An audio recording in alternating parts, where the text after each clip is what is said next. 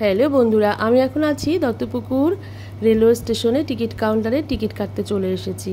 Actually একটু পরেই মানে আমি 26 তারিখের কথা বলছি। আমি আমার 2 মেয়ে নিয়ে চলে যাব মধ্যমগ্রামে আমার ছোটো বোনের বাড়িতে।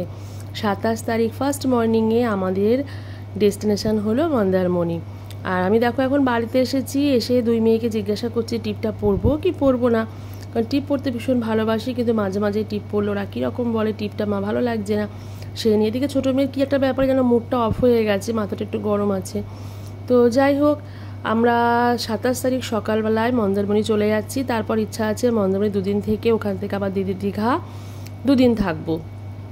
আর বরকে বলেছিলাম যেতে, ও বললো না কাজের চাপ আছে, আর যেহেতু আমার বাবা মা থাকে আমার কাছে, বাবা মাকে দেখতে হবে, বাড়িতে কোকো আছে, সেই জন্য সে গেল না। যদিও ঘুরতে টুরতে আমার বর কটা পছন্দ করে না। আর এখন আমি আছি দত্তপুকুর প্ল্যাটফর্মে, আর চুলটা বেঁধে নিয়েছি কারণ প্রচণ্ড গরম লাগছিল ওই জন্য। আর আজকে মানে আগামীকাল ঠাকুরনগরে আমাদের যে হরিবোল ঠাকুর আছে, হরিবোল ঠাকুর, তার বিশাল একটা অনুষ্ঠান আমরা সবাই জানি। সেই জন্য আমি দাঁড়িয়ে দাঁড়িয়ে চিন্তা করছি যে ট্রেনে ভিড় হবে কি হবে না। তো একটা ট্রেন আমরা আস্তে আস্তে পাস হয়ে গেল, দেখলাম একদমই ভিড় ছিল না। ভাবলাম ঠিক আছে, কিন্তু আর কারণ হচ্ছে আমাদের কাছে অনেক লাগেজ ছিল। আর এই দেখো ট্রেনে আমরা এখন উঠে বসে গেছি, আর ট্রেনে কীরকমভাবে সমস্ত বড় বড় পোটলা, এগুলো কি জানো বন্ধুরা, এগুলো হলো ফুল। একটু ঠাকুরনগরে প্রচুর ফুলের চাষ হয়।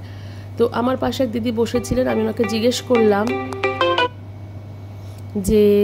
করলাম যে তুমি এখন কোথায় যাচ্ছ। আমাকে বললো যে এই ফুল নিয়ে যাচ্ছি, যেহেতু প্রচণ্ড ভিড় হবে ওই জন্য রাত্রিবেলা এই দিদিরা সবাই ফুল নিয়ে চলে যায়।